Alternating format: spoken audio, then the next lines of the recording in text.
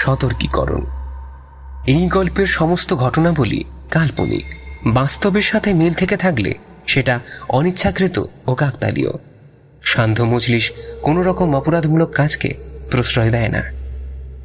হরিদ্বারের বিখ্যাত তীর্থক্ষেত্র হরকিপৌরীর মন্দিরের প্রধান পুরোহিত ব্রজমোহন খুন হলেন রাতের বেলা মন্দির থেকে দান সামগ্রীর টাকা নিয়ে বাড়ি ফেরার পথে।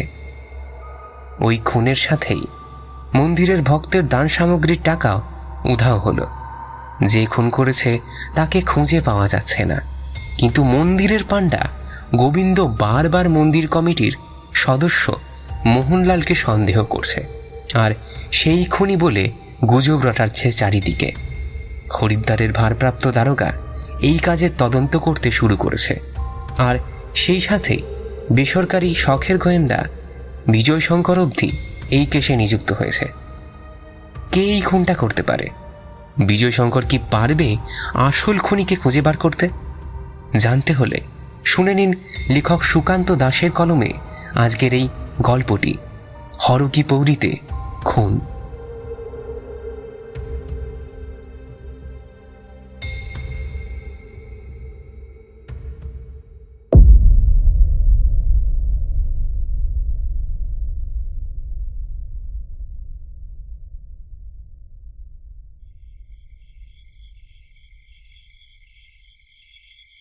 ব্রজমোহন কিছুক্ষণ মন্দিরের বড় দরজাটার কাছে দাঁড়িয়ে বাইরে ঘাটের দিকে চেয়ে রইল।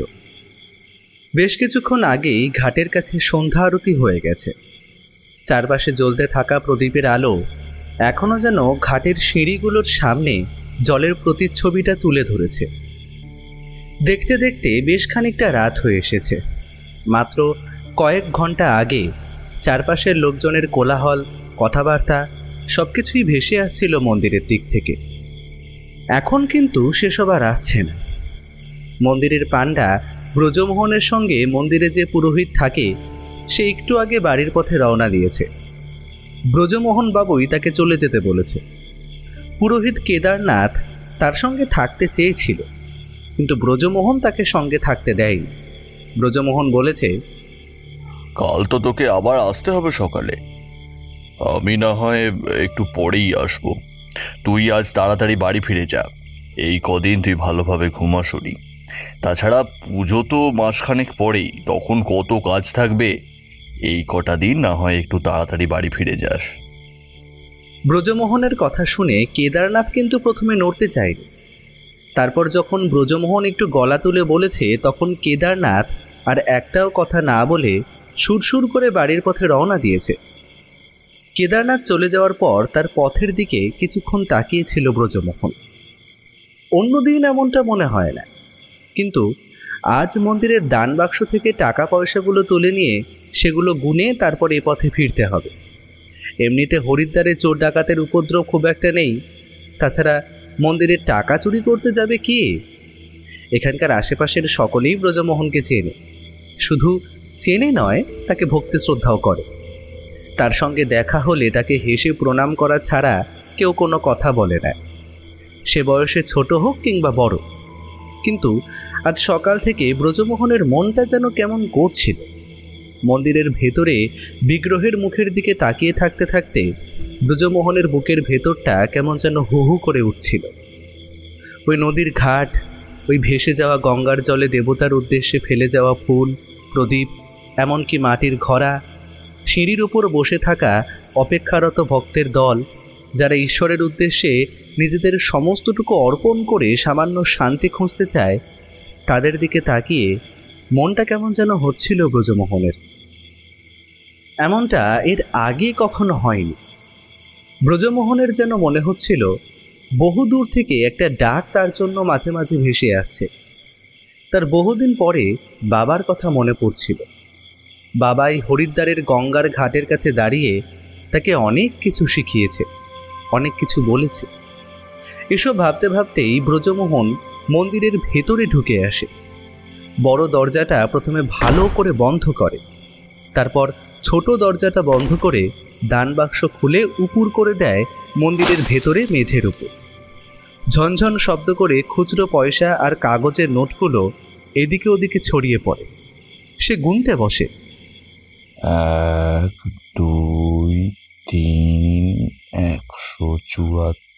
ব্রজমোহন মন দিয়ে পয়সা গুনছিল, তাই কখন যে একটা ভারী বুটের পায়ের শব্দ মন্দিরের আশেপাশে ঠকঠক করে ঘুরতে শুরু করেছে সেটা সে বুঝতে পারেনি। তারপর যখন ওই পদশব্দ শুনতে পেল তখন মনে পড়ল কেউ হয়তো রাতের বেলায় বড় রাস্তা ধরে এসে নদীর ঘাটের দিকে যাচ্ছে। চারপাশটা ফাঁকা হয়ে এলেও এখন যে এদিকে কেউ আসতে পারবে না এমনটা তো নয়। তবে ঘড়িতে তো খুব একটা বাজে না। সন্ধে উৎসব ছিল, সেই উৎসব শেষ হতে সকলে বাড়িতে ফিরে গেছে। ব্রজমোহনের মতো আশেপাশের দু একটা মন্দিরে দু একজন পুরোহিত হয়তো রয়েছে, তাদেরই কেউ এলো নাকি। একবার দুটো চোখ খুলে বন্ধ দরজার দিকে তাকিয়ে রইল ব্রজমোহন। তারপর আবার মন দিল পয়সা গোনার কাজে। বেশ কিছুক্ষণ ধরে টাকা পয়সা গুনে হিসেব করে নিয়ে যখন তার কাপড়ের থলিতে বেঁধে সে বাইরে বেরিয়ে মন্দিরের দরজায় তালা দিচ্ছে তখন কিন্তু চারপাশটা আরও শুনশান হয়ে এসেছে। ঠান্ডা হাওয়ায় গঙ্গার জলের উপর দিয়ে ভেসে আসার সময় যেন আরও ঠান্ডা হাওয়া এসে লাগছে ব্রজমোহনের গায়ে। একটা কিছু ভেবে সে একবার আকাশের দিকে তাকালো। আকাশে জ্বলজ্বল করছে চাঁদ, তার চারপাশে নক্ষত্রের দল যেন ছোট ছোট ছিদ্রের মতো আকাশটাকে ফুটো করে বাইরে বেরিয়ে আসতে চাইছে। ব্রজমোহন হাসে, তারপর পথ ধরে এগোতে শুরু করে নিজের বাড়ির দিকে। ঘাটের এলাকাটা পেরিয়ে গেলেই খানিকটা জায়গা অন্ধকার। এখানেও ল্যাম্পপোস্টের আলো ছিল, কিন্তু কোনো কারণে আলোটা খারাপ হয়ে যাওয়ায় খানিকটা জায়গা অন্ধকার। তবে এই জায়গাটা পেরোতে মিনিট খানেকের বেশি লাগার কথা নয়। মনে কোনো ভয় নেই। সে শিব ঠাকুরের নাম মনে করতে করতে এগোতে লাগলো সেই পথ ধরে। ঠিক মাঝামাঝি পর্যন্ত এসেছে এমন সময় হঠাৎ যেন পেছনে আবার একটা ভারী বুটের শব্দ শুনতে পেল। সে শব্দটা শুনেই চকিতে পেছনের দিকে তাকিয়ে কিছু দেখতে পেল না। সামনে পেছনে দুদিকটাই সামান্য অন্ধকার। এতক্ষণ ধরে হেঁটে এলেও সে কাউকে দেখতে পায়নি। তাহলে এখন হঠাৎ করে তার পেছনে কে আসবে? চমকে উঠতেই ব্রজমোহন প্রথমে টাকার থলিটা আঁকড়ে ধরল, কারণ বেশ খানিকটা টাকা রয়েছে তার মধ্যে। তাছাড়া এই টাকাটা মাসখানেক পর যে পুজো আসতে চলেছে তাতে কাজে লাগবে। টাকাটা সঙ্গে থাকার ফলে এই শুনশান পরিবেশে যদি কোনো বিপদ হয়। সঙ্গে সঙ্গে ব্রজমোহনের মনে একগাদা ভয় এসে জমা হলো। সে কিন্তু প্রাণের ভয় পেল না, সে ভয় পেল তার হাতে ধরে থাকা টাকার থলি যদি কোনোভাবে হাতছাড়া হয়ে যায়। কেউ কি তার কথা বিশ্বাস করবে? যে হরিদ্বারে এই হরকি পৌরি ঘাটের কাছে দেবতার উদ্দেশ্যে উৎসর্গ করা টাকা কেউ চুরি করেছে, সকলে তো তাকেই দোষী ভাববে। অথচ ভালো মানুষের অভাব আজকাল যে বেশ রয়েছে সে কথা ব্রজমোহন ভালোই বুঝতে পারে। থলিটা আঁকড়ে ধরে আরও দুপা সামনের দিকে এগোতেই আবার নিজের পেছনে সেই শব্দটা শুনতে পেল সে। বুকের ভেতরটা বরফের মতো হয়ে গেল, যেন হৃৎপিণ্ডের শব্দটা সে নিজেই শুনতে পাচ্ছিল।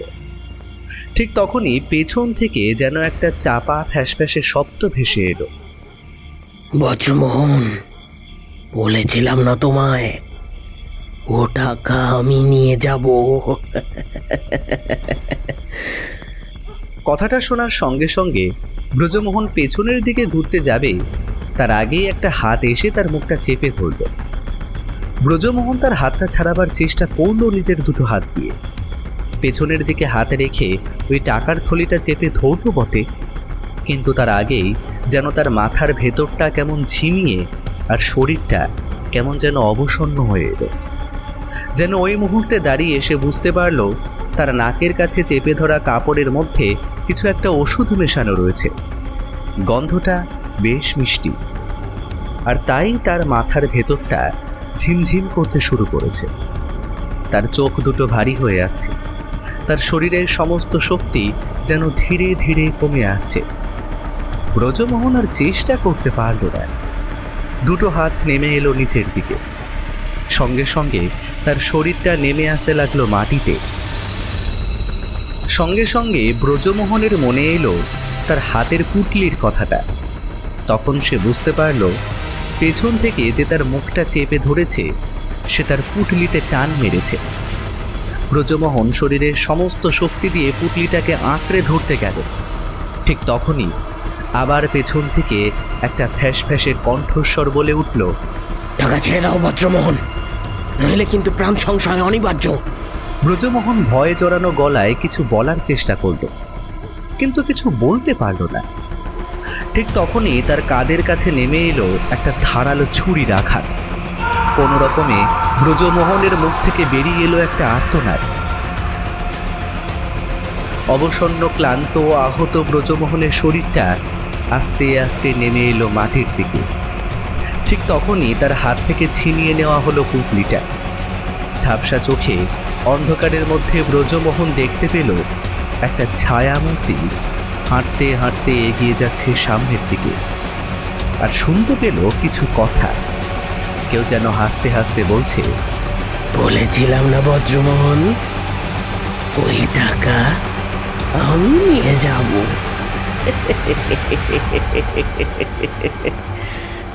কিছুই বলতে পারল না ব্রজমোহন। তার চোখের কলবে নেমে এলো 2 ফোঁটা জল। তারপরে সে ঢলে পড়ল মৃত্যুর কোলে।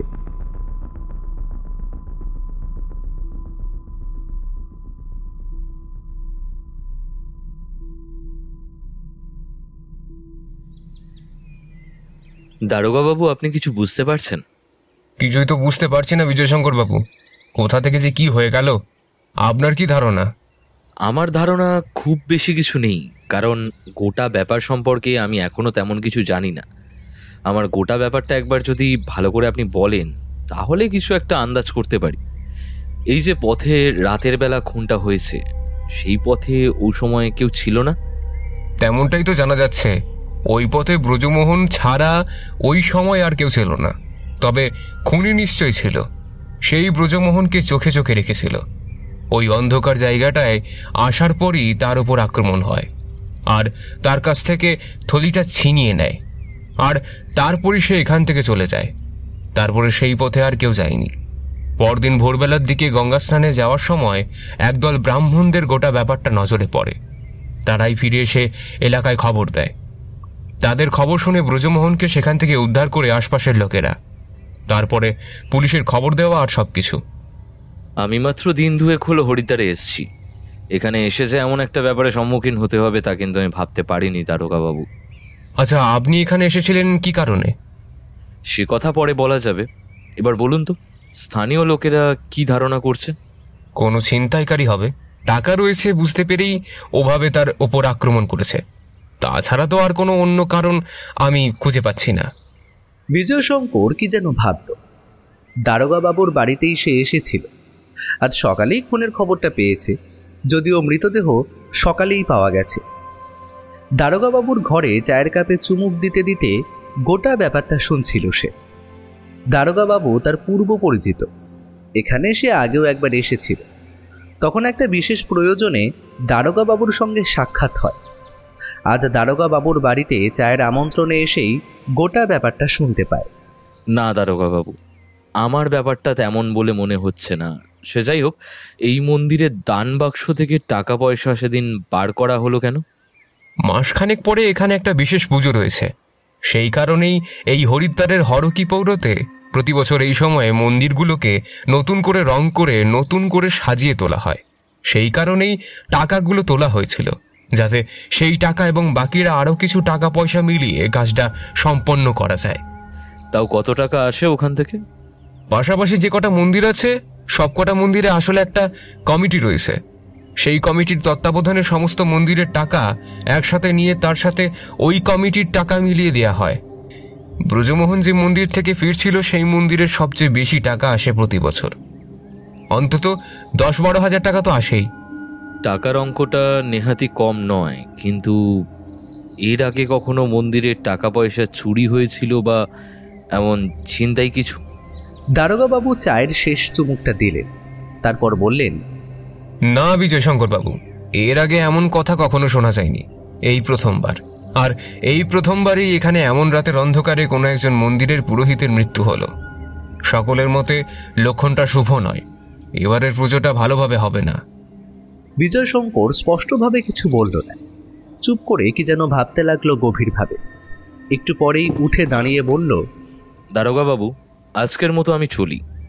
কেসটা নিয়ে আপনি তো তদন্ত করছেন, আমি এখানেই রয়েছি। যদি একটু আধটু আপনাকে সাহায্য করি, আশা করি আপনি আপত্তি করবেন না। কি যে বলেন বিজয়শঙ্কর বাবু, আপনার কথা তো আমি আর কম শুনিনি। তাছাড়া আগের বার যখন এখানে এসেছিলেন তখন একটা খেল দেখালেন। যাই হোক, আপনি যদি চান তাহলে আমার সঙ্গে না হয়।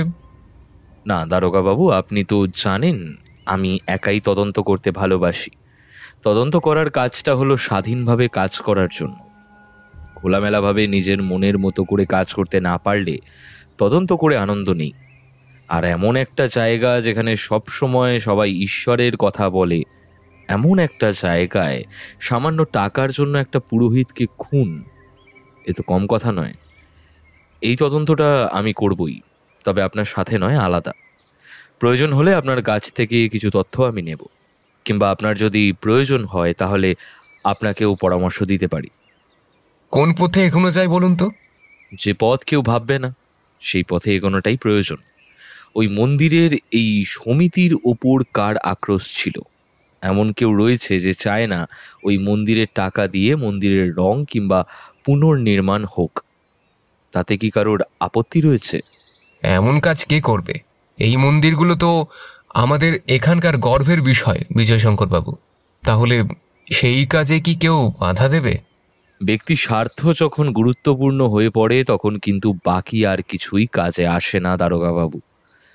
আপনি ওই পথেই তদন্ত চালান, আমি আমার মতো দেখছি। হরকি পৌরি ঘাটের কাছে কিন্তু মন্দিরগুলোতে আবার নতুন করে ভক্তের সমাগম হতে লাগলো। এই সময়টা বেশি জমজমাট হয়, তাই এখন মন্দির বন্ধ রাখা কিংবা গোটা জায়গাটা আটকে দেওয়ার মতো সুযোগ নেই। মাসখানেক পরেই পুজো। প্রায় সন্ধ্যা পর্যন্ত চারপাশের দোকানপাট, সিঁড়ি, এমনকি গঙ্গার ঘাটে ভিড় লেগেই থাকে। যে গঙ্গার জলে ভক্তরা পবিত্র মনে স্নান করে, মনের সমস্ত কিছু ধুয়ে ফেলতে চায়, সেই জলই মাঝে মাঝে অতিরিক্ত নোংরা হয়ে পড়ে। যে কারণেই হোক, তবে সেদিকে কারো লক্ষ্য থাকে না। সবাই চায় ওই গঙ্গার জল আর ওই নোংরা জল মিশ্রিত নামমাত্র, তাই পবিত্র জলটুকুর মধ্যে নিজের পাপ ধুয়ে নতুন করে পাপ করার রাস্তা তৈরি করে নিতে। বিজয়শঙ্কর ঘাটেরই একপাশে চুপ করে বসে সামনের দিকে তাকিয়ে দেখছিল। তার পাশ থেকে লোকজন নেমে যাচ্ছে নিচের দিকে। কেউ কেউ গঙ্গার জল পর্যন্ত যাচ্ছে না, ঘাটের কাছে বসেই নিজেদের মধ্যে কথাবার্তা বলছে। কেউ এদিকে ওদিকে ঘুরে বেড়াচ্ছে, কেউ ঘাটের পাশ দিয়ে লম্বা টানা বেশ কয়েকটা মন্দির, তার একদম শেষের দিকেই বড় মন্দিরটা। সেই মন্দির থেকেই রাতের বেলা ব্রজমোহন বাড়ি ফিরছিল। বিজয়শঙ্কর চুপ করে বসে থাকলেও তার চোখ এদিকে ওদিকে ঘুরছিল। প্রতিটি মন্দিরের সামনে প্রণামী বাক্স রয়েছে। পথ চলতেই কেউ কেউ মাঝে মাঝে কিছু পয়সা ফেলে যাচ্ছে, কেউ আবার মন্দিরের সামনে দাঁড়াচ্ছে বটে, তবে পয়সা ফেলছে না। তাদের সবাইকে বিজয়শঙ্কর লক্ষ্য করেছিল, কিন্তু মনে মনে একটা কথাই ভাবছিল, এখানকার মানুষেরা তো এই স্থান সম্পর্কে বেশ অবগত। তাহলে এখানকার লোক হয়ে দেবতার উদ্দেশ্যে দান করা পয়সা কে চুরি করল? তার উদ্দেশ্যটাই বা কি? কিন্তু প্রায় দুপুর পর্যন্ত কেটে যাওয়ার পরেও বিজয়শঙ্করের মাথায় কিছুই এলো না। সে উঠে ওপরের দিকে যাওয়া শুরু করেছে। এমন সময় দেখতে পেল একজন ভিক্ষুক ঘাটের একপাশে বসে ভিক্ষে করছে। বিজয়শঙ্করের তাকে দেখে একটু দয়াই হলো। সে এগিয়ে গিয়ে পকেট থেকে একটা পয়সা বার করে তাকে দিতেই ভিক্ষুক হাত তুলে আশীর্বাদ করল বিজয়শঙ্করকে। বিজয়শঙ্কর উপরের দিকে উঠে এলো, তারপর মনে মনে হাসল। কারণ যদি ভিক্ষুকের আশীর্বাদে তার কল্যাণ হয়, তাহলে ভিক্ষুক নিজেই নিজের কল্যাণ করতে পারতেন। কিন্তু সঙ্গে সঙ্গে হঠাৎ করে একটা কথা তার মনে পড়ে গেল, আর তাতেই সে তাড়াতাড়ি নিজের বাড়ির দিকে হাঁটতে শুরু করল, অর্থাৎ হরিদ্বারে এসে সে যার বাড়িতে উঠেছে।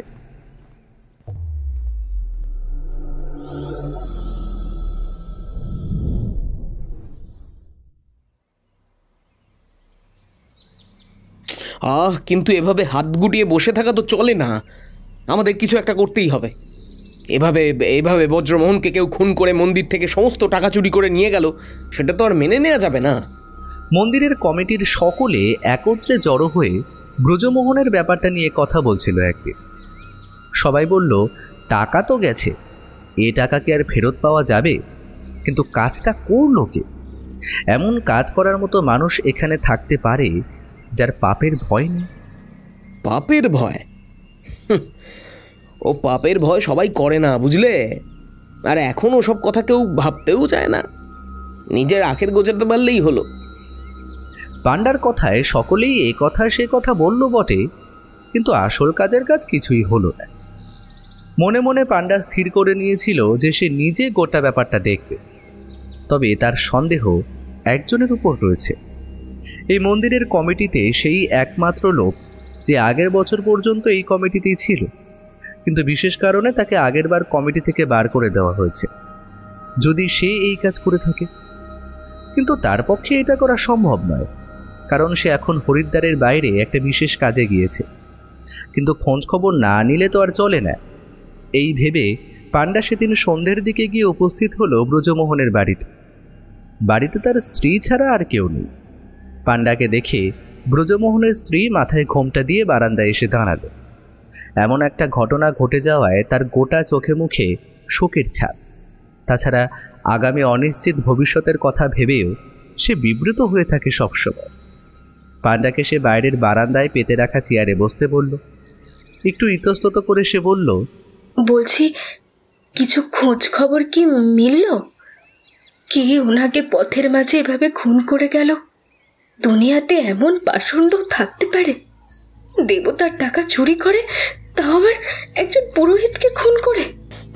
খোঁজ খবর তো কিছু পেলাম না, তবে শুনেছি একজন দারোগা আছে, ওই উত্তরের থানার কাছ থেকে এসেছিল, দেখে গেছে।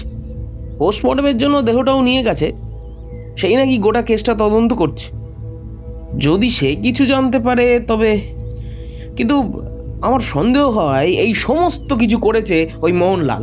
তার কথায় ব্রজমোহনের স্ত্রী চমকে উঠে বলল, সে কি, সেই কাজ কি করে করবে? সে তো সপ্তাহখানেকের জন্য শহরের বাইরে গিয়েছে। হ্যাঁ, তোর সব বাজে কথা। এই তো দুদিন আগে আমি তো তার বাড়ির সামনে দিয়ে ফিরছিলাম, তুই তো তার বাড়িতে তো আলো জ্বলছিল। আচ্ছা, যদি সে বাইরেই থাকে তাহলে তার বাড়িতে আলো জ্বলবে কেমন করে? সে তো একা মানুষ। তুমি ঠিক দেখেছো তার বাড়িতে আলো জ্বলতে, কিন্তু এর মধ্যে তো আমরা তাকে দেখতেই পাইনি। হয়তো আমাদের দেখা দিতে চায়নি, তাই নিজের বাড়ি থেকে হয়তো বেরই হয়নি।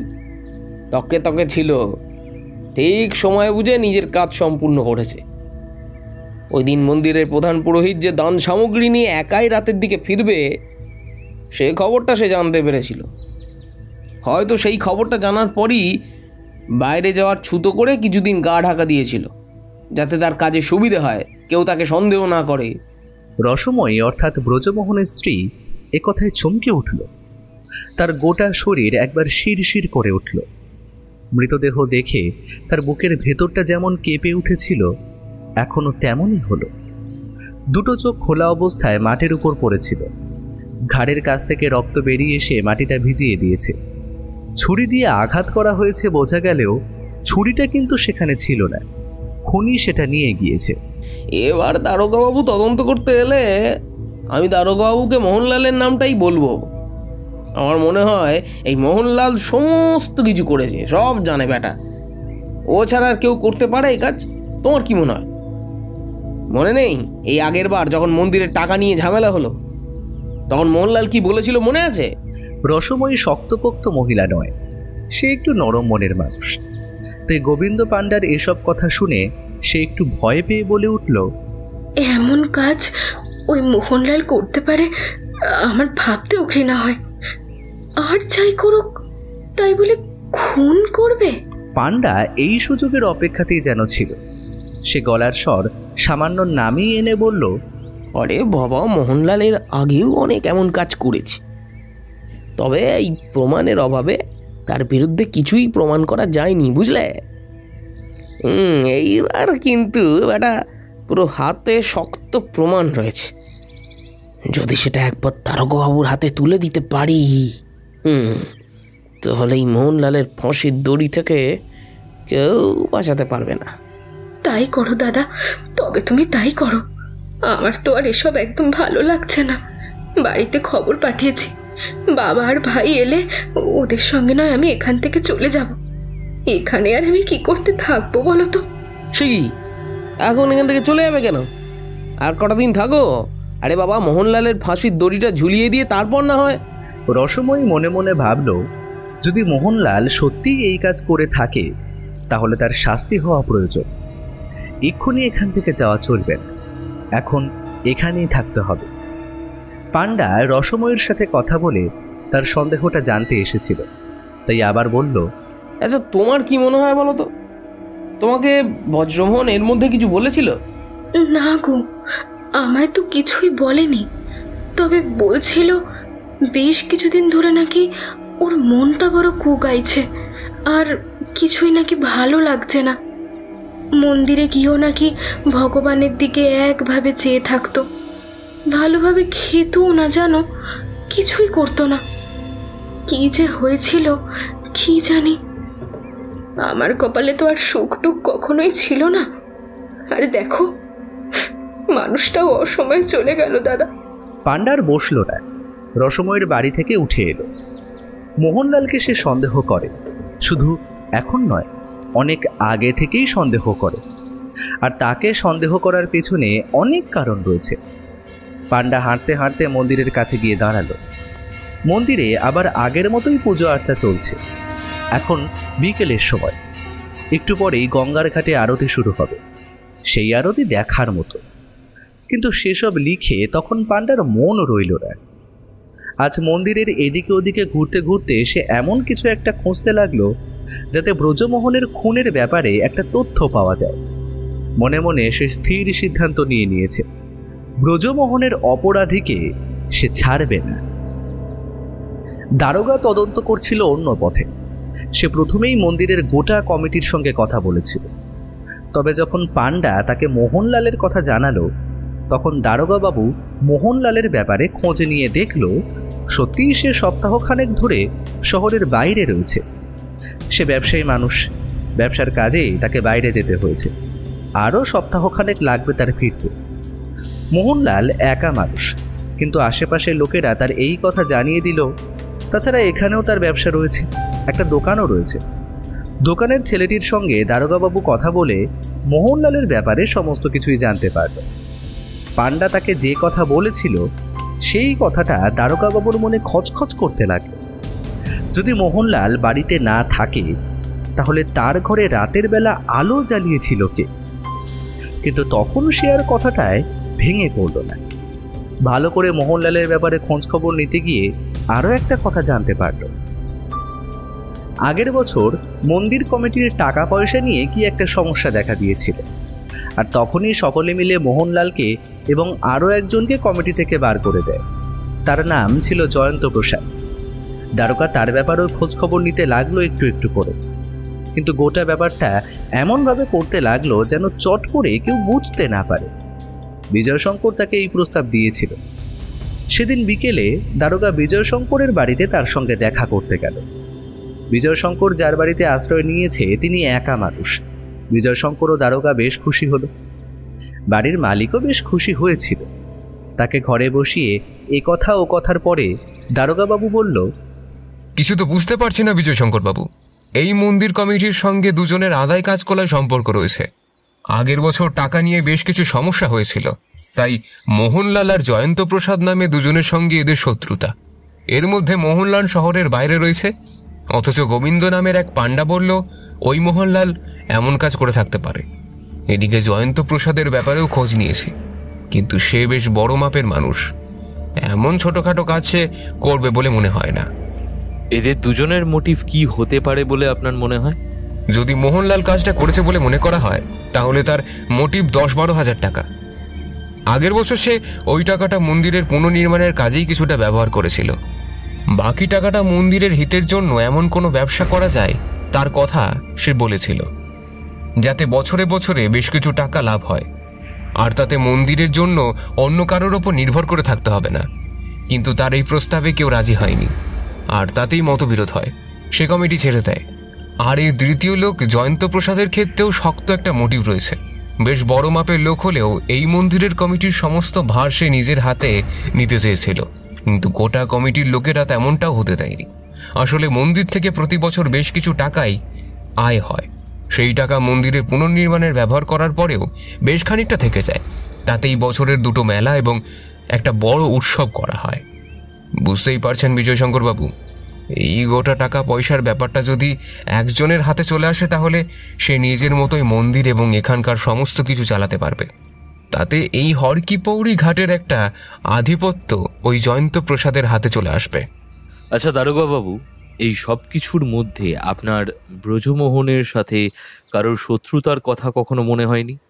কখনো এমনটা মনে হয়নি যে ব্যক্তিগত কারণে কেউ ব্রজমোহনকে খুন করে থাকতে পারে? এই প্রশ্ন শুনে দারোগাবাবু কেমন যেন অবাক হয়ে গেল। বলল, কিন্তু ব্রজমোহনের সঙ্গে কারো শত্রুতা থাকতে যাবে কেন? আর তাছাড়া তার সঙ্গে ওই পুটলিতে 12,000 টাকাটাও তো চুরি হয়েছে, তাহলে সেটা কেন হলো? বিজয়শঙ্কর চুপ করে রইল বেশ কিছুক্ষণ, তারপরে বলল, দেখুন দারোগাবাবু, আপনি যে পথে তদন্ত করছেন সমস্তটাই ঠিক আছে, দুজনেরই শক্ত মোটিভ রয়েছে, কিন্তু এদের ছাড়াও আরও কেউ থাকতে পারে যাদের ব্রজমোহনকে খুন করার পেছনে মোটিভ থাকতে পারে। আপনি ব্রজমোহনের স্ত্রীর সঙ্গে কথা বলে দেখেছেন? ব্রজমোহনের স্ত্রী বড্ড ভয় পেয়ে রয়েছে, তার সঙ্গে ভালোভাবে কোনো কথাই বলা গেল না। আবার তিনি বা এখান থেকে চলে যেতে চাইছেন, কোনো কিছুতেই তিনি আর থাকতে চাইছেন না। হঠাৎ করে এত তাড়াহুড়ো করে তিনি এখান থেকে চলে যেতে চাইলেন কেন বলুন তো? মৃত্যু হয়েছে মাত্র 3 দিন আগে, এখনো তার কাজ করা বাকি রয়েছে। আমার মনে হয়েছিল তার কাজ সম্পন্ন হলে তার স্ত্রী সত্যি সত্যি এখান থেকে চলে যাবেন, কিন্তু বাড়িঘর ছেড়ে, সমস্ত জমি জায়গা ছেড়ে হঠাৎ করে এখান থেকে চলে যাওয়াটা কি ঠিক সিদ্ধান্ত? দারোগাবাবু যেন কিসের একটা গন্ধ পেয়ে বললেন, আপনি নিশ্চয়ই কিছু একটা সন্দেহ করেছেন, তাই না? বিজয়শঙ্কর সামান্য হাসল, তারপর মাথা নাড়িয়ে বলল, আমি কিছুই সন্দেহ করিনি, তবে আমার কেন জানি না মনে হচ্ছে গোটা ব্যাপারটা যতটা সহজ বলে ভাবি আসলে ততটা সহজ নয়। এর পেছনে নিশ্চয়ই এমন কোনো শক্ত কারণ রয়েছে যেটা আমরা দেখতে পাচ্ছি না।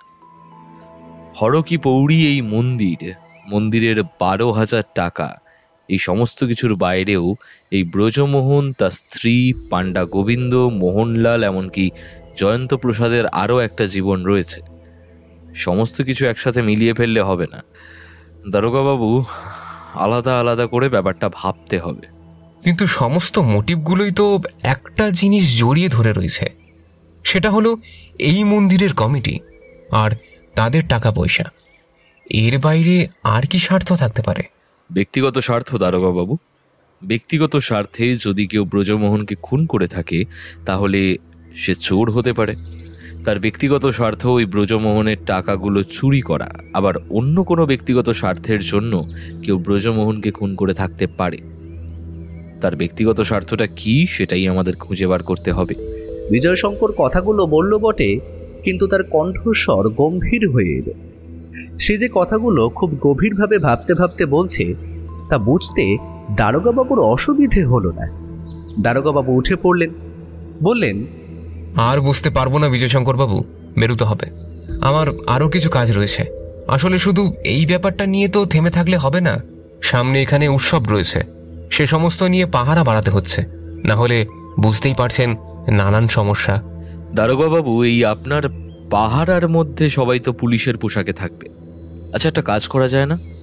যদি এই পুলিশি পোশাকের মধ্যে 2-1 সাদা পোশাকের পুলিশকে যদি এদিক ওদিক রেখে দেওয়া যায় তাহলে কি খুব অসুবিধা হবে?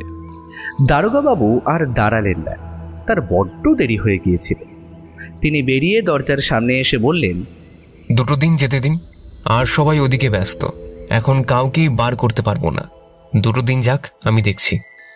পাণ্ডা কিন্তু এত সহজে ছাড়ল না। নিজের মতো ঘুরতে ঘুরতে এসে গিয়ে পড়ল মোহনলালের দোকানের কাছে।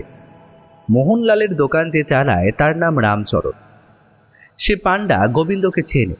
তাকে দেখেই তার সেই দোকানদার রামচরণ বলল, আরে কি ব্যাপার গোবিন্দদা, তুমি এখানে? হ্যাঁ, এই একটা সত্যি কথা জানতে এলাম তোর কাছ থেকে। সত্যি করে বলতো, মোহনলাল শহরে ফিরছে কবে? সে কি, মোহনলাল তো বাড়িতে ফেরেনি।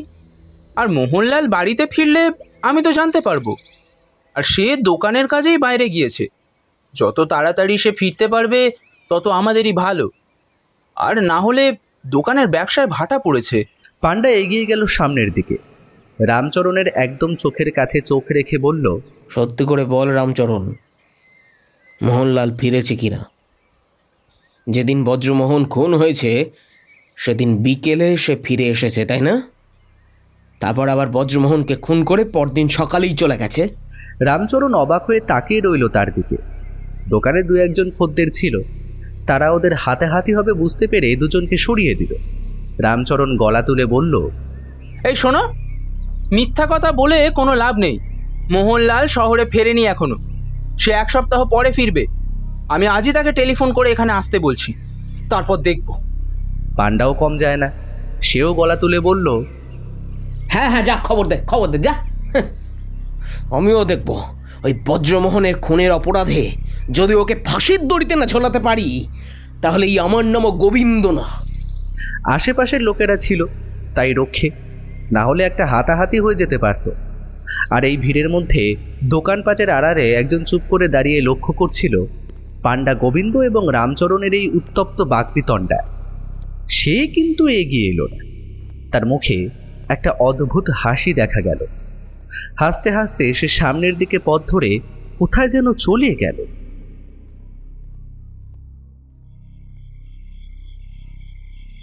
রাতের অন্ধকারে একটা ছায়ামূর্তিকে হাঁটতে হাঁটতে যেতে দেখা গেল একটা বাড়ির কাছে। তারপর এই বড় রাস্তা ছেড়ে এসে আস্তে আস্তে এগিয়ে গেল হরকিপৌরি ঘাটের কাছে। এখন চাঁদের অল্প আলোয় গঙ্গার জল যেন চকচক করছে। তার উপরে সিঁড়িগুলো এখন ফাঁকা। এখানে ওখানে ফুলের মালা, ঘট, প্রদীপ এই সমস্ত কিছুই পড়ে রয়েছে। মন্দিরের দরজাগুলো বন্ধ। এত রাতে বোধহয় ক্লান্ত হয়ে ভগবানও একটু বিশ্রাম নিতে চাইছে। কিন্তু ছায়ামূর্তি মন্দিরের দিকে এগোলো না। মন্দিরের পাশের পথ ধরে সে আস্তে আস্তে এগিয়ে যেতে লাগলো, ঠিক যেখানে সেদিন রাতে ব্রজমোহন মারা গিয়েছিল সেখানে। অন্ধকার পথে ঢোকার আগে সে একবার পেছনের দিকে তাকিয়ে দেখল, আর সেখানেই একটা বাঁক নিয়ে পথটা এগিয়ে গেছে সোজা সামনের দিকে। পথের অর্ধেকটা অন্ধকার, তারপরে আবার আলো রয়েছে। সে দুদিকে তাকাতে তাকাতে আস্তে আস্তে সামনের দিকে এগোতে লাগলো। বেশ খানিকটা এগিয়ে যাওয়ার পর ডান হাতে তাকাতেই দেখা গেল একটা ছোট জঙ্গল মতো রয়েছে। আসলে জঙ্গল নয়, কয়েকটা গাছপালা, আর তার নিচে খানিকটা ঝোপঝাড় মতো রয়েছে। জায়গাটা ফাঁকা। এদিকটা এখনও বসতি শুরু হয়, তাই ফাঁকাই থাকে। রাতের নিস্তব্ধতায় ঝিঝি পোকার শব্দ শোনা গেল। ঠান্ডা বাতাস এসে গায়ে লাগতে শুরু করল। ছায়ামূর্তি একভাবে বেশ কিছুক্ষণ সেই ঝোপের দিকে তাকিয়ে রইল। তারপর কি মনে হতে পেছনের দিকে তাকালো।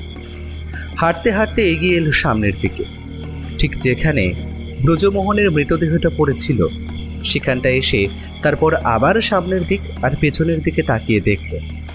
তারপরেই হঠাৎ করে হাত থেকে টর্চের আলো বাইরে এসে পড়ল। সেই টর্চের আলো এসে এদিকে ওদিকে ঘুরে দেখলো কয়েকবার। তারপরে কি মনে হতে হাতের টর্চ জ্বালিয়ে রেখে আস্তে আস্তে এগিয়ে গেল সেই ঝোপের দিকে। ঝোপের কাছে অন্ধকারে হাতড়াতে হাতড়াতে হঠাৎ করে তার নজরে কি একটা পড়ল, আর তাতেই সেই ছায়ামূর্তির মুখে একটা হাসি দেখা গেল।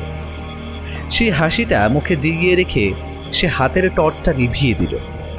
তারপর নিজের মনে মনে কি একটা ভেবে নিয়ে হাঁটতে হাঁটতে এগিয়ে চলল সামনের দিকে। হাঁটতে হাঁটতে সামনের দিকে এগিয়ে যেভাবে ব্রজমোহন নিজের বাড়িতে যায় ঠিক সেভাবেই সামনের দিকে এগিয়ে যেতে লাগল।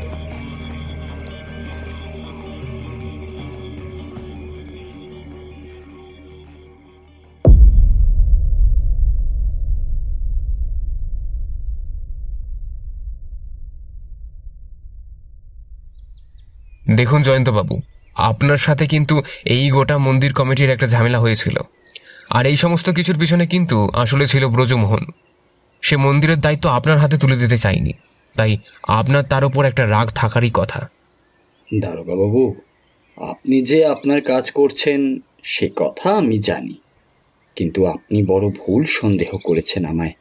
এইসব ছোটোখাটো ব্যাপার নিয়ে আমি খুব একটা মাথা ঘামাই না।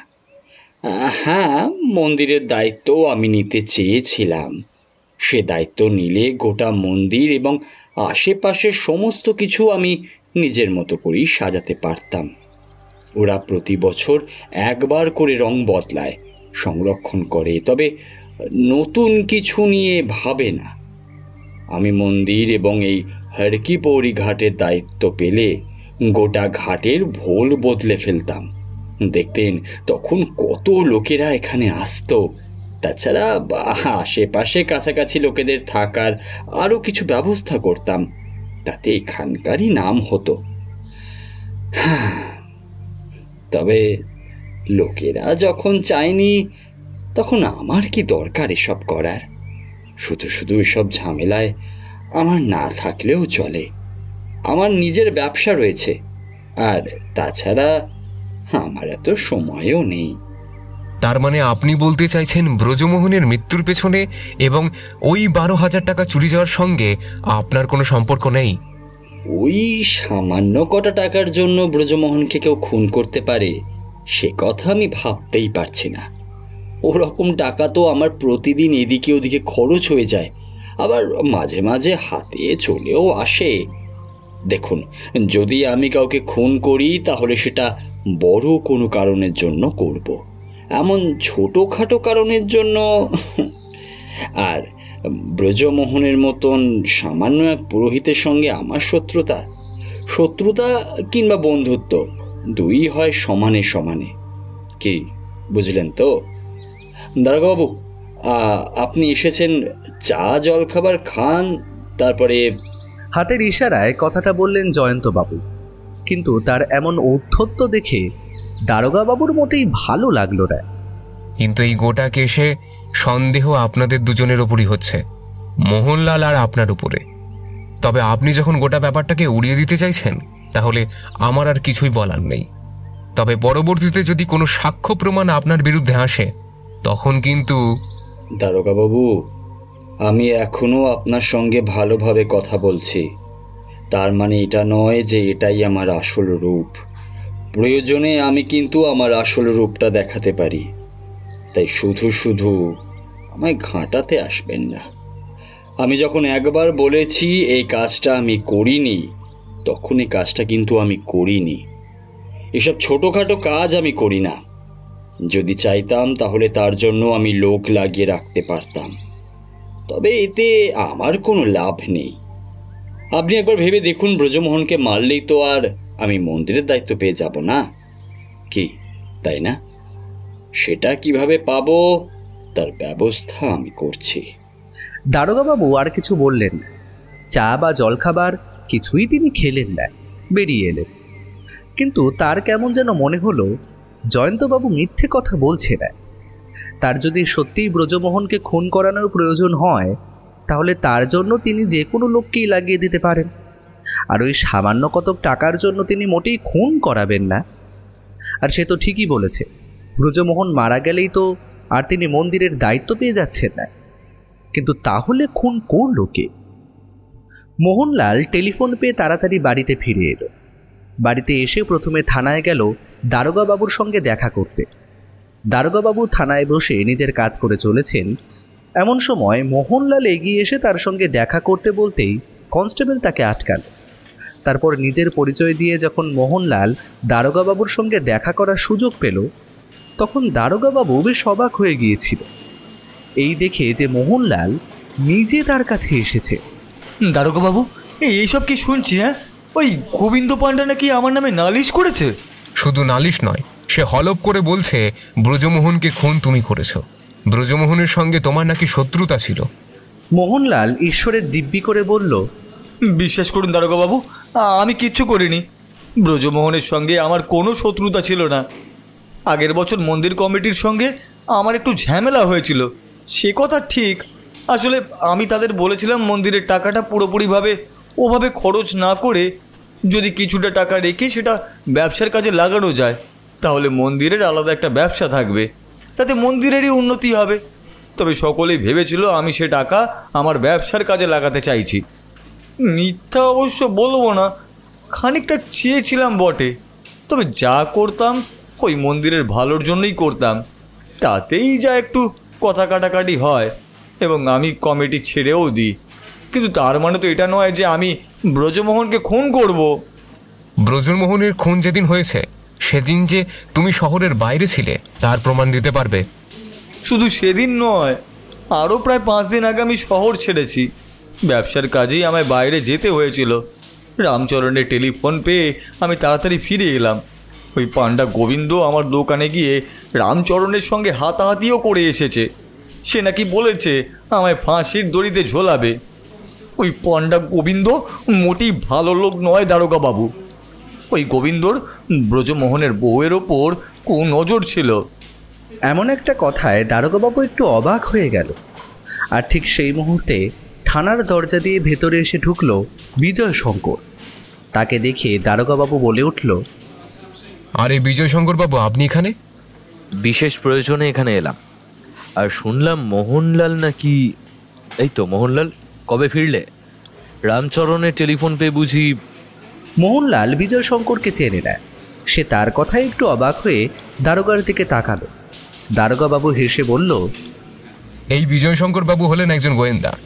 তার গোয়েন্দা হিসেবে অনেক নাম ডাক রয়েছে। এই কেসটা আমার সঙ্গে তিনি নিজেও তদন্ত করছেন। এই কথায় মোহনলাল যেন ধরে প্রাণ ফিরে পেল। সে আবার আগের মতোই বলল, বিশ্বাস করুন গোয়েন্দাবাবু, আমি কিচ্ছু করিনি। ওই ব্রজমোহনকে আমি খুন করতে যাবই বা কেন? বিশ্বাস আপনাকে করতে পারছি না মোহনলাল বাবু, তবে আপনার ব্রজমোহনকে খুন করার পেছনে যে মোটিভটা রয়েছে সেটা বড় ঠুকনো। এরকম একটা কারণের জন্য কেউ খুন করবে না। বিশেষ করে আপনি শহরের বাইরে ছিলেন, তার প্রমাণ আমার কাছে রয়েছে। এই কথায় মোহনলাল অবাক হলেও দারোগাবাবু বলল, আপনি সে প্রমাণ পেলেন কোথা থেকে? কিন্তু এই গোবিন্দ নামের লোকটি যে বলল মোহনলালের বাড়িতে সে আলো জ্বলতে দেখেছে রাতের বেলা। সেসব কথা পরে হবে দারোগাবাবু, একটা কাজ করতে হবে। আজ রাতে আপনাকে আমার সঙ্গে একবার বেরোতে হবে, তবে তার আগেই আরও একটা কাজ করা দরকার। সেই কাজটা বোধহয় মোহনলালকে দিয়েই ভালো হবে। আমি কি করব বিজয় শঙ্কর বাবু? বেশি কিছু নয়, শুধু তুমি একবার ওই মন্দিরের কমিটির কাছে যাবে। সেখানে নিশ্চয়ই সকলেই থাকবে, তোমাদের এই গোবিন্দ পান্ডা আর বাকিরাও থাকবে। আর তাছাড়া তুমি একবার ওই ব্রজমোহনের স্ত্রী রাসময়ীর সাথে দেখা করবে। তাদের সকলকে তুমি একটাই কথা বলবে,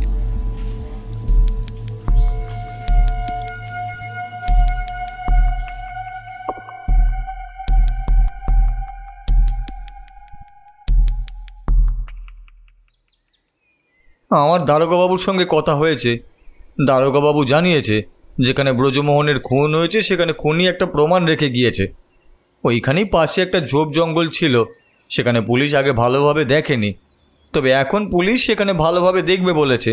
আর সেখানেই কোনো একটা প্রমাণ পাওয়ারও সম্ভাবনা রয়েছে।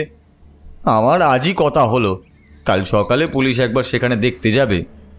বজ্রমোহনের খুন যে তুই করেছিস সে কথা আমরা সবাই জানি, কিন্তু এখন এসব কথা বলে আমাদের হাত থেকে বাঁচতে পারবি না। তুই যাই করিস না কেন, পুলিশ ঠিক খুঁজে বার করতে পারবে যে কাজটা তুই করেছিস, আর তোকে ওই ফাঁসির দড়িতে ঝুলতে হবে, বুঝলি? যদি আমি খুন করে থাকি তাহলে পুলিশ আর গোয়েন্দাবাবু নিশ্চয়ই আমায় ধরতে পারবে। গোয়েন্দাবাবু? সেটা আবার কে? শুধু দারোগাবাবু ব্রজমোহনের খুনিকেই খুঁজছে না, তার সঙ্গে আরও একজন আছে। সে একজন বেসরকারি গোয়েন্দা বিজয় শঙ্কর।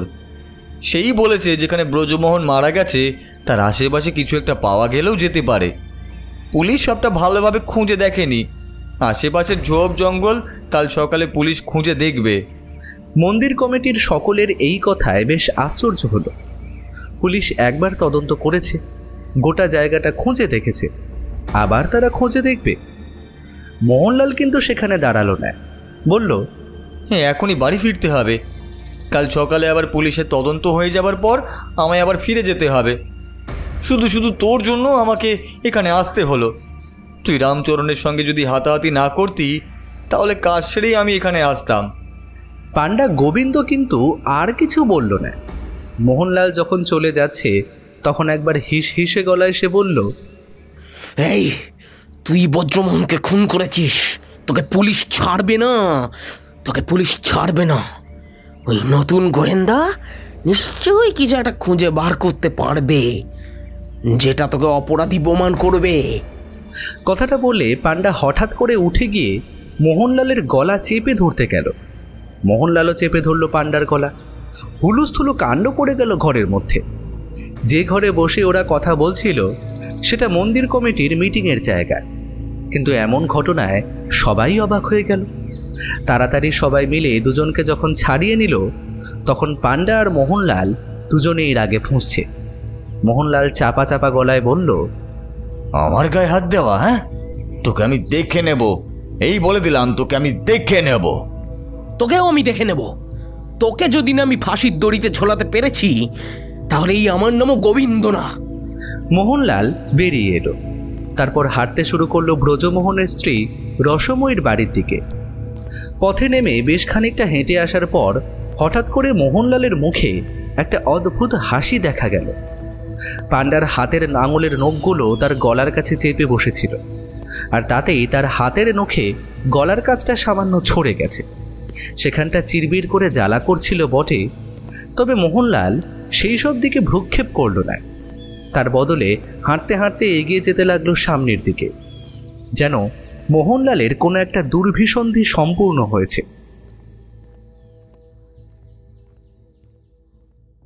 সেদিন রাতে চারপাশটা নিস্তব্ধ হয়ে যাওয়ার পর একটা ছায়ামূর্তিকে দেখা গেল আবার সেই পথে, যে পথে ব্রজমোহনের মৃত্যু হয়েছে। এই পথে এর আগে টানা 3 দিন একটা ছায়ামূর্তিকে রাতের বেলা দেখা গিয়েছিল, কিন্তু এই ছায়ামূর্তি সেই ছায়ামূর্তি নয়, এ অন্য এক মূর্তি। সে কিন্তু এদিক ওদিক বারবার তাকিয়ে দেখতে দেখতে পথের ওপর হেঁটে চলছিল।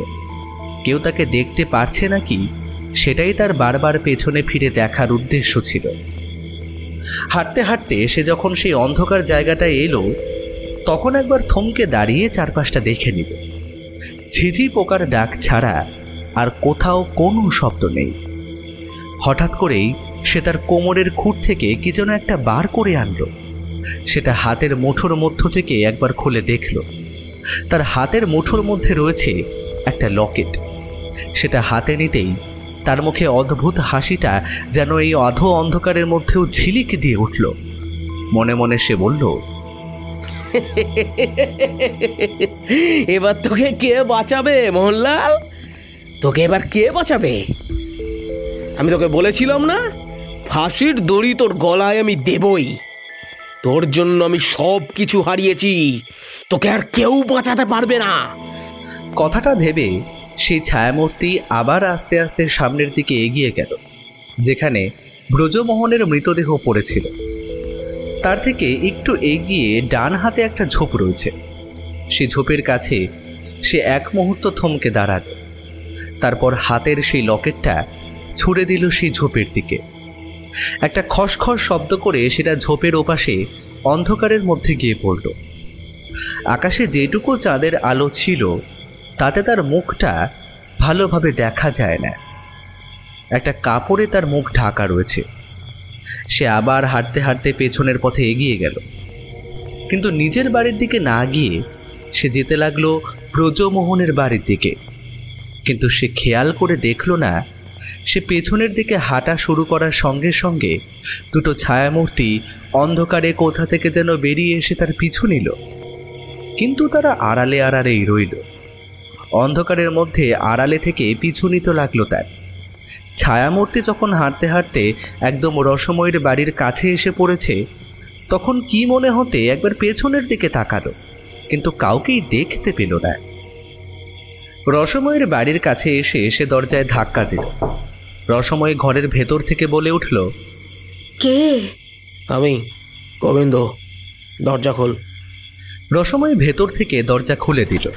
তারপর দরজা খুলে গোবিন্দকে দেখে সে একটু কাপা গলায় বলে উঠল, এ কি দাদা, তুমি এত রাতে এখানে? একটু কাজ আছে, একবার বাইরে এসো তো। কেন বলো তো দাদা, আমি এখন বাইরে বেরোবো কেন? তুমি যা বলার ওখান থেকেই বলো। এত রাতে আবার বাইরে আমি কেন বেরোবো? বলছিলাম তোমার দাদার ভাই তো কাল সকালে আসবে। তুমি যদি এখান থেকে চলে যাও তাহলে এই জমিটা তো ফাঁকাই পড়ে থাকবে। জমিটা যদি তুমি আমায় দিয়ে যাও, মানে এমনি দিতে হবে না, তার জন্য তোমায় আমি কিছু টাকাও। ও আচ্ছা, কাল সকালে দেখা যাবে সেসব। কথাটা বলেই রসময় দরজা বন্ধ করতে যাবে, এমন সময় গোবিন্দ পাণ্ডা দরজার উপরে হাত রাখল। তার মুখে একটা অদ্ভুত হাসি নিয়ে সে আবার বলল, কাল সকালে পুলিশ যখন ওই যেখানে বজ্রমোহন মরেছিল তার আশেপাশে খুঁজবে, তখন মোহনলালের গলার লকেটটাও সেখানেই পাবে। রসময় একটু অবাক হয়ে বলল, সে কি, তুমি কি করে জানলে যে লকেটটা ওখানেই পাওয়া যাবে? পাণ্ডা এবার অদ্ভুতভাবে হাসল। তারপর ঘরের দরজাটা দুটো হাত দিয়ে ঠেলে খুলে হঠাৎ করে ঘরের একপাশে দরজার কাছে কি যেন একটা ফেলে দিল। রসময় সেটা দেখার জন্য মাথা নিচু করতেই সঙ্গে সঙ্গে পাণ্ডার হাতে উঠে এলো একটা ছুরি। সেই ছুরিটা দিয়ে সে সামনের দিকে রসময়কে আঘাত করতে যাবে, ঠিক তার আগে তার ঘাড়ের ওপর কে যেন একটা এসে পড়ল। প্রচণ্ড ধাক্কায় আর আচমকা আক্রমণে গোবিন্দ ঘরের দাওয়ার একপাশে গিয়ে পড়ে। সঙ্গে সঙ্গে রসময়ী চিৎকার করে উঠল। পেছন থেকে বেরিয়ে এলো দুজন, দারোগা আর তার সঙ্গে একজন পুলিশের কনস্টেবল। একপাশে দাঁড়িয়ে ছিল বিজয় শঙ্কর। কনস্টেবল তাড়াতাড়ি এগিয়ে এসে দরজার কাছে দাঁড়ালো। দারোগাবাবু পিস্তল তুলে বলল, তোমার খেলা শেষ গোবিন্দ, শুধু শুধু আর না না, ওটার চেষ্টা করবে না। গোবিন্দ মুহূর্তের মধ্যে সমস্ত ব্যাপারটা বুঝতে পেরে গিয়েছিল, কিন্তু সে চকিতে ছুরিটা হাতে তুলে নিয়ে ঝাঁপিয়ে পড়তে গেল বিজয় শঙ্করের গায়ের উপর। বিজয় শঙ্কর তৈরি ছিল, তাই নিজের হাতের একটা ধাক্কাতে গোবিন্দর গলার কাছটা ধাক্কা দিয়ে তাকে ফেলে দিল দেওয়ালের উপর। তারপরে বলল, বড় বুদ্ধি বার করেছিলে গোবিন্দ, কিন্তু শেষ রক্ষা হলো না। একটা ছোট্ট ভুলের জন্য তুমি ধরা পড়ে গেলে। গোবিন্দ তখন রাগে ফুঁসছে। হাতে ছুরিটা দিয়ে আবার কেউ উপরের দিকে আঘাত করতে যাবে, বিজয় শঙ্কর তার পা দিয়ে গোবিন্দের কবজির কাছটা চেপে ধরল। মুখ থেকে একটা শব্দ করে তার হাত থেকে ছুরিটা পড়ে যেতেই বিজয় শঙ্কর বলল, দারোগাবাবু ছুরিটা হাতে তুলে নে। ও ছুরি যতক্ষণ ওর হাতে থাকবে ততক্ষণ ওকে বিশ্বাস নেই। দারোগাবাবু ছুরিটা হাতে তুলে নিল। তারপর বিজয় শঙ্কর আর কনস্টেবল মিলে পাণ্ডা গোবিন্দর হাত দুটো পেছনের দিকে করে বাঁধল। তারপর তাকে ঘরের একপাশে বসিয়ে রেখে কনস্টেবল চলে গেল মন্দির কমিটির সকলকে খবর দিতে। তার সঙ্গে মোহনলালকেও ডাকা হলো। এতক্ষণ ধরে কিন্তু বিজয় শঙ্কর একটাও কথা বলল না। ঘরের মধ্যে বন্দি রইল পাণ্ডা, বাইরে রইল রসময়। মন্দির কমিটির সকলে যখন এসে পড়ল, মোহনলালও তাদের সঙ্গে এলো। মোহনলাল বিজয় শঙ্করকে দেখেই বলল, কি হলো গোয়েন্দাবাবু, আপনি ধরতে পারলেন ওই গোবিন্দকে? দলের মধ্যে একটা গুঞ্জন উঠল। অনেকেই প্রশ্ন করল, গোবিন্দ কি করেছে? তাহলে কি ব্রজমোহনের খুন গোবিন্দ করেছে? কিন্তু গোবিন্দ তার খুন করতে গেল কেন? বিজয় শঙ্কর সকলকে আশ্বস্ত করে বলল, এখনই আপনাদের কথার উত্তর কিছুতেই দেওয়া যাবে না। আগে ওর মুখ থেকে সব কথা শুনতে হবে তো, তারপরে। সবাই ঘরের ভেতরে ঢুকল। রসময় এক কোণে বসল। কনস্টেবল বাইরে পাহারায় রইল। গোবিন্দের হাতের বাঁধন কিন্তু খোলা হলো না। গোবিন্দর আগে ফুঁসতে ফুঁসতে বলল, আমাকে এখানে ধরে রাখার কারণটা কি, সেটা কি জানতে পারি? অবশ্যই জানতে পারো। তুমি জানবে না তো কে জানবে? ব্রজমোহনের খুনের অপরাধে তোমাকে গ্রেফতার করা হলো। কিন্তু তার খুন যে আমি করেছি তার কি প্রমাণ রয়েছে? তোমার বাড়িতে খুঁজে দেখলে মন্দির থেকে চুরি যাওয়া সেই 12,000 টাকা পাওয়া যাবে। আর দ্বিতীয় কথা, তুমি আজ রাতে ওই ঝোপের কাছে গিয়েছিলে প্রমাণ বদলাতে। তুমি ওখানে গিয়েছিলে মোহনলালের গলা থেকে যে লকেটটা তুমি ছিঁড়ে নিয়েছো সেই লকেটটা ওখানে রেখে আসার জন্য। আর লকেটের চেনটা তুমি এ বাড়িতে ফেলতে চেয়েছিলে। তার আগে তুমি রাসময়ীকে খুন করতে চেয়েছিলে, যাতে একসময় প্রমাণ করা যায় যে মোহনলাল ভয় পেয়ে এখানে এসে খুন করেছে রাসময়ীকে। আর তার লকেটটা ওই ঝোপে পাওয়া যাওয়া মানে সবাই ভেবে নিত রাতের অন্ধকারে মোহনলাল লুকিয়েছিল ওখানে, তখনই কোনোভাবে তার লকেটটা ওখানে পড়েছে। কিন্তু আমি তাকে খুন করতে যাব কেন? এটাই হলো সবচেয়ে বড় প্রশ্ন। ব্রজমোহনকে যদি লালমোহন খুন করত কিংবা আরও যার ওপর আমার সন্দেহ হয়েছিল সেই জয়ন্তবাবু খুন করত, তাহলে না হয় একটা কথা ভাবা যেত। কিন্তু তুমি ব্রজমোহনকে খুন করতে গেলে কেন? এই ব্যাপারটা তদন্ত করতে গিয়ে আমি একটা কথা জানতে পেরেছি। ব্রজমোহনের বাড়ির এই জমি আর তার এই বাড়িটা তুমি অনেক দিন ধরেই কিনতে চেয়েছিলে। ব্রজমোহন এখান থেকে নিজের পাত্তারি গুটিয়ে অন্য কোথাও চলে যেতে চেয়েছিল। মন্দিরে ব্রজমোহন পুজো করত আর তুমি সেই মন্দিরের পাণ্ডা। কিন্তু ব্রজমোহন ওই মন্দিরের পূজা করার কাজ হাতে নেওয়ার আগে তুমি বেশ কিছু টাকা পয়সা সরাতে পারতে সেখান থেকে, কিন্তু ব্রজমোহন সেখানে যাওয়ার পরে তোমার সেই কাজটা আর হতো না। ব্রজমোহনের সঙ্গে যে আরেকজন পুরোহিত রয়েছে সেও তোমার এই কাজে সাহায্য করত, কিন্তু ব্রজমোহনের জন্য তোমাদের সেই কাজটা সহজ হতো না। তাই তোমার প্রয়োজন ছিল ব্রজমোহনকে সরিয়ে দেওয়ার। সেই কারণে তুমি তার জমিটা কিনে নিয়ে তাকে অন্যত্র কোথাও সরিয়ে দিতে চেয়েছিলে কয়েকবার। এমনকি এই বিষয়ে তুমি রাসময়ীর সঙ্গেও কথা বলেছিলে। রাসময়ীকে তুমি বুঝিয়েছিলে তার বাপের বাড়ির গ্রামে কোথাও গিয়ে থাকতে, এই স্থান ভালো নয়। অনেক আগের কথা, কিন্তু তার মধ্যেই বছর খানেকের আগে মোহনলালের সঙ্গে তোমাদের সমিতির একটা ঝামেলা হয়। আর তারপরে সেই ঝামেলাতে সে রাগের মাথায় সবাইকে দেখে নেবে বলেছিল। তার এই কাজের প্রধান বিরোধিতা করেছিল ব্রজমোহন নিজে। তাই সে ব্রজমোহনকেও বলেছিল এর ফল সে একদিন ভোগবে। কিন্তু সেটা রাগের কথা। সে সমস্ত কথা মোহনলাল নিজেও মনে রাখেনি, ব্রজমোহনও মনে রাখেনি। মোহনলাল ব্যবসায়ী মানুষ, তার পক্ষে এইসব কিছু মনে রেখে মিটিয়ে ফেলার সম্ভব ছিল না। আমার মনে হয় সে চেয়েছিল, কিন্তু বিভিন্ন কারণে তা করে উঠতে পারেনি। আবার হয়তো এমনটাও হতে পারে যে ব্রজমোহনের সঙ্গে তার কথা হয়ে গিয়েছিল। ওনার সঙ্গে মোহনলালের কথাও হয়েছিল। মোহনলাল তার কাজের জন্য তো ক্ষমাও চেয়েছিল, আমাকে নিয়ে কথা বলেছিলেন, কিন্তু আমি সেসব মনে রাখতে পারি না, তাই আমি ভুলেও গিয়েছি। তবে আমি কিন্তু বিশ্বাস করতে পারিনি যে মোহনলাল এই কাজটা করেছে। ওই গোবিন্দদা, উনি আমাকে বারবার একথা বলেছিল, আর আমাকে একথাও বলেছিল আমি নাকি এখানে থাকলে আমারও বিপদ হতে পারে। এই কারণেই গোবিন্দ তোমার ওপর চাপ দিয়েছিল যাতে তুমি এখান থেকে চলে যাও। ব্রজমোহনের মৃত্যুর পরে তুমি এখান থেকে চলে গেলে তার পথ পরিষ্কার। সে এই জমি তোমাদের কাছ থেকে কম টাকায় কিনে নিতে পারবে। তাছাড়া মোহনলালের ওপরে তার রাগ ছিল বিশেষ কারণে, সেটা মোহনলাল নিজেই বলবে। আমি যে ব্যবসা করি সেই ব্যবসায় একসময় গোবিন্দ নিজেও নেমেছিল, তবে সে কথা সকলে জানে না।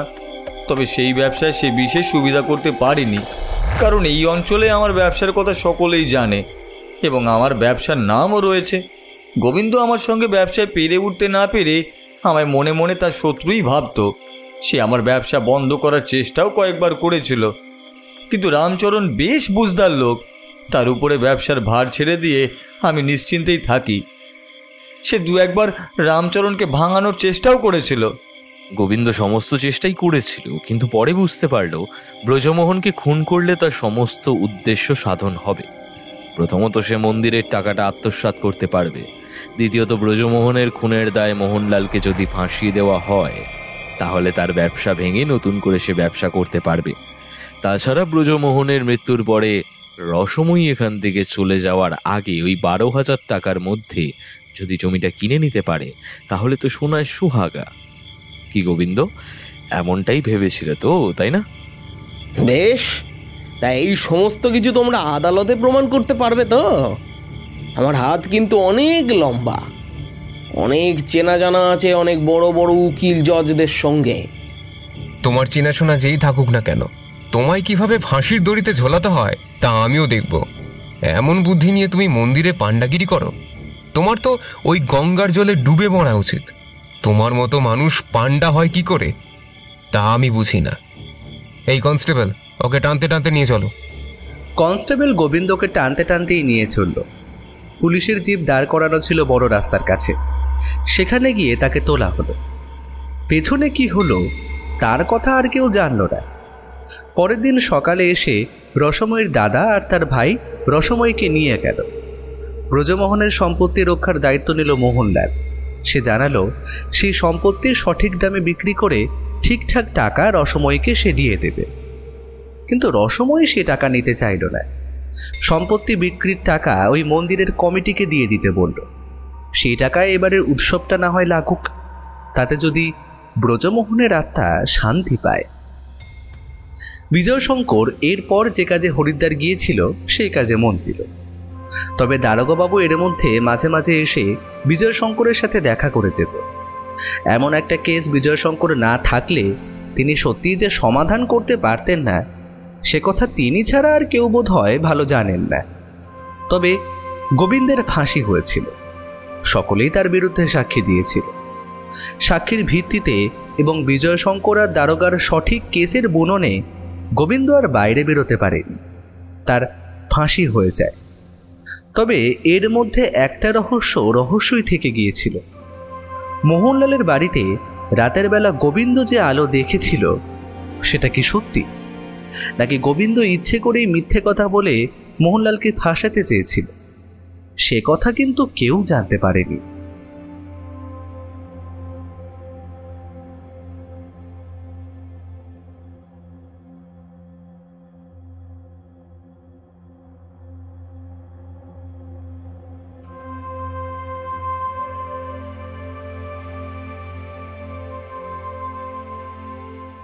তাহলে কেমন লাগলো আজকের গল্পটি? গল্পটি ভালো লাগলে অবশ্যই গোয়েন্দা ও রহস্যপ্রেমী মানুষের কাছে ছড়িয়ে দিন। আজকের গল্পের সূত্রধর আমি রূপঙ্কর। গল্প পাঠে ছিল শুভ, অন্যান্য চরিত্রাভিনয়ে রৌনক, সৌভিক, সৌরভ, রূপঙ্কর, বর্ণালী, প্রদ্যুৎ, বাল্মীকি ও বোবায়। তাহলে আজকের জন্য এইটুকুই। আবার দেখা হচ্ছে নতুন একটি রোমাঞ্চকর গল্পতে। ততদিন শুনতে থাকুন সান্ধ্য মজলিস।